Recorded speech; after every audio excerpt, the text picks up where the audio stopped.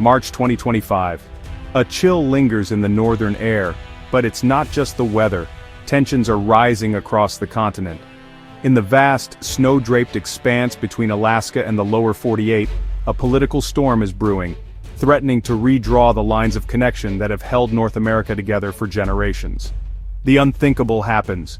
British Columbia, long seen as a reliable partner, threatens to close the land bridge connecting the U.S. to Alaska, not by disaster or war, but by imposing crippling tolls on all American traffic.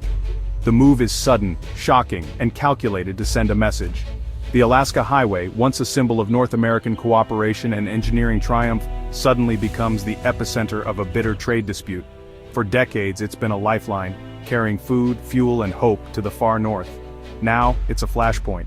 Built during World War II to unite allies and defend the continent, the highway's legacy is one of unity.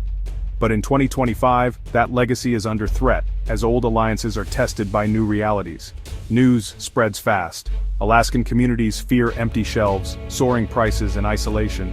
In towns where every delivery counts, the prospect of supply lines being choked overnight is terrifying.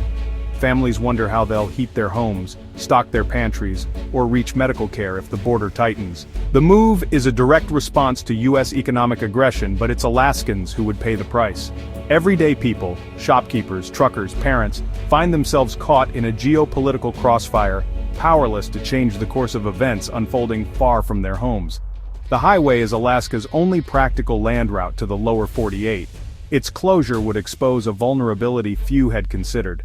Suddenly, the state's remoteness is no longer a point of pride, but a source of anxiety and fear.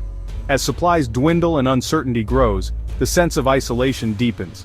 The reality of being cut off from the rest of the country becomes painfully clear. Disbelief turns to anger. How could a friendly neighbor contemplate such drastic action? Protests erupt and conversations in coffee shops and living rooms turn heated. The sense of betrayal is palpable. The answer lies in Washington's protectionist policies, which provoked this unprecedented Canadian countermove. Years of simmering trade tensions have finally boiled over, and now, both governments are locked in a high-stakes standoff. The stage is set for a confrontation that could shatter one of the world's most stable international relationships. The world watches, wondering if cooler heads will prevail, or if the rift will deepen. Alaska, caught in the crossfire, faces a crisis that will test the limits of diplomacy and national unity. The state's resilience and resourcefulness will be pushed to the brink as leaders scramble for solutions. The continent holds its breath, waiting to see if the bonds of history and geography can withstand the pressures of a new era. The crisis began when President Trump announced sweeping 25% tariffs on all Canadian and Mexican imports.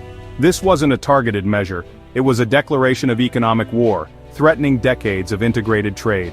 Canada, deeply reliant on U.S. commerce, saw this as an existential threat. Even a one-month delay in implementation did little to calm nerves. Canadian leaders quickly coordinated a robust response. The USMCA trade pact was supposed to guarantee stability, but Trump's move shattered that trust. British Columbia realized its unique leverage, the land route to Alaska. As Washington sharpened its economic weapons, Victoria prepared a targeted, disruptive counterstrike. The seeds of the border crisis were sown in this escalating tit-for-tat. In March 2025, British Columbia took a bold step onto the world stage by introducing the Economic Stabilization Tariff Response Act, a direct and calculated answer to the sudden imposition of U.S. tariffs. The move was not just a reaction but a statement of intent, signaling that BC would not stand by as its economy was threatened by foreign policy decisions beyond its control. The bill authorized the immediate implementation of tolls on all vehicles traveling between Alaska and the lower 48 states, including those using the vital ferries of the Alaska Marine Highway System. This meant that every car, truck, and bus crossing the border or boarding a ferry would now face new fees, directly impacting the flow of people and goods. This was no empty threat or symbolic gesture. The act was designed as a temporary but formidable tool, set to expire in 2027, but with the clear potential to be extended if tensions persisted. It sent a strong message that BC was prepared to retaliate decisively, using its unique geographic leverage. Premier David Eby described the legislation as a shield against what he called American economic aggression, emphasizing that Alaska's reliance on routes through British Columbia gave the province a powerful bargaining position. He argued that BC was simply defending its interests, using the tools at its disposal. But the act went even further than tolls.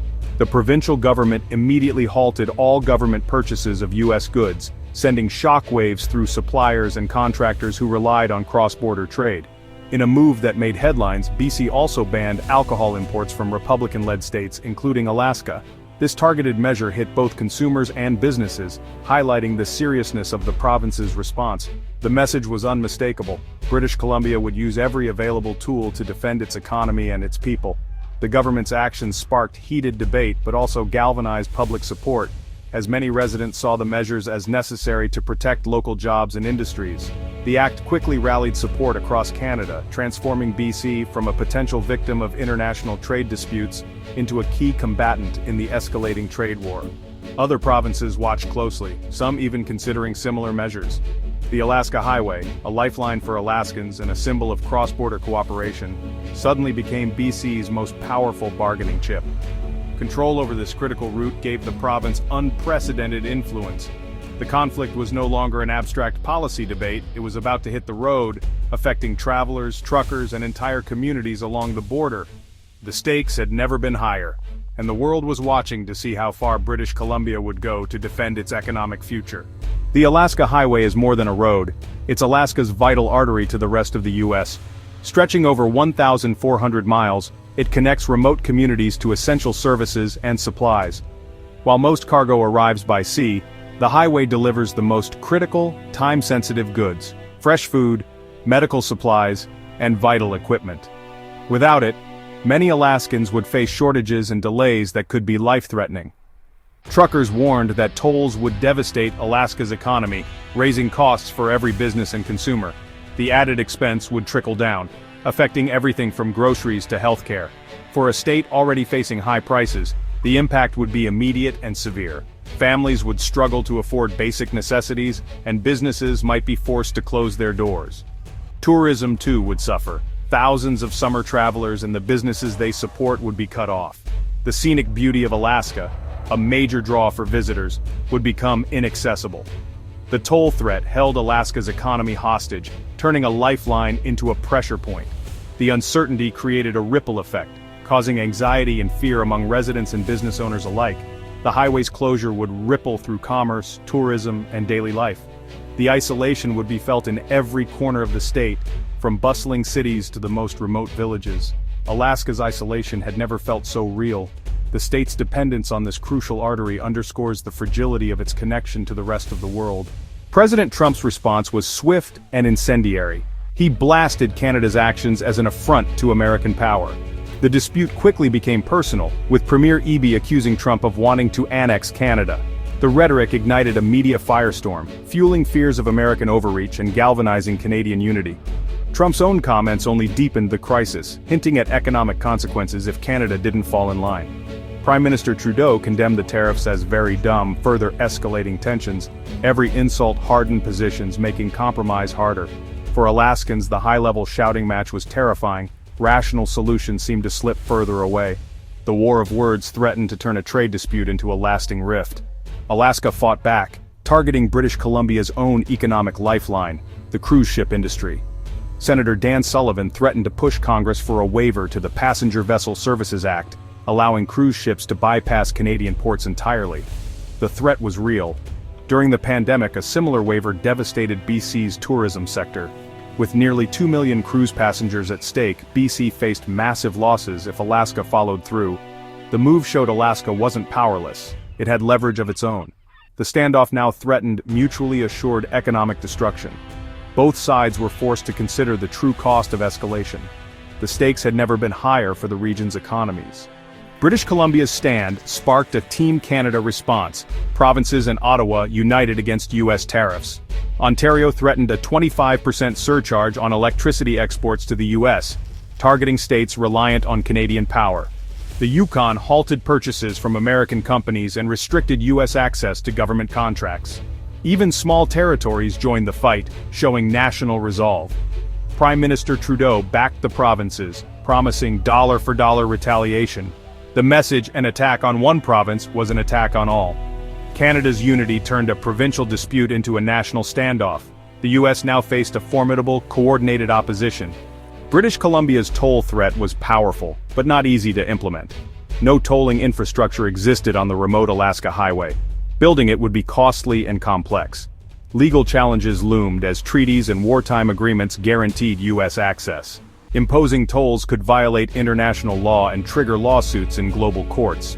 Including ferries complicated matters further, raising thorny maritime legal questions. The real power of the act was its threat, not its execution. The debate itself forced the U.S. to take Canada's grievances seriously. The tolls were a high-stakes bluff, but a credible one. The crisis was averted, but the scars remain. Trust between the U.S. and Canada was shaken, replaced by caution and suspicion. Alaskans realized their vulnerability, prompting costly efforts to diversify supply routes. The tourism industry suffered, and both sides learned how quickly cooperation could unravel. Provinces proved they could wield real power in trade disputes, complicating future negotiations.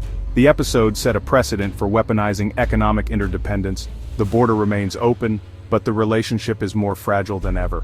The question now, can North America avoid turning its longest friendship into its next conflict?